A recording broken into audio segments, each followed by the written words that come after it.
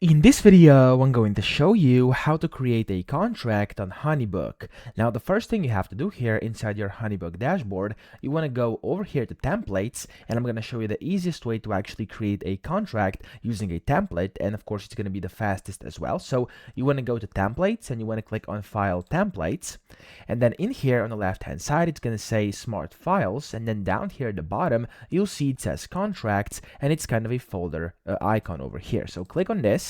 And then here it's going to basically find you this basic contract over here, which is a template. You can just click on this template here. It's going to open up your essentially your contract over here, which is the template. And then what you have to do first is click on Use Template up top right.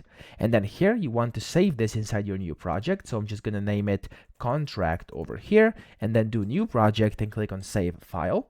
And whenever you do this here, it's going to basically start loading for a bit, and then you'll see, there we go, this is now your file over here, and it's the contract you created.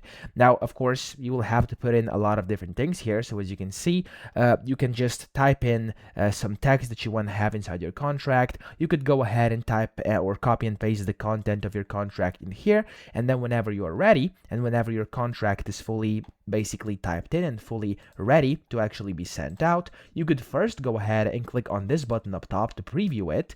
There we go. You're going to be able to see your contract preview, and let's say that's actually a finished contract now. You can then go ahead and exit preview, and you can send a test first. So send a test, for example, to yourself by clicking over here and then just clicking send test. And if everything looks correct, you can then go to the share button, and then that way you can create and then send a contract on HoneyBook. So if you want to come back to this, it's always available inside your project here on the left hand side. So if you click on projects, you'll be able to see your contract template over here. You can just click on it again, and then it's going to open back up so you can edit it and do whatever you want with it here inside the files section. So that's how to do it. I hope this video helped you out. If it did, please subscribe to the channel and help me out as well.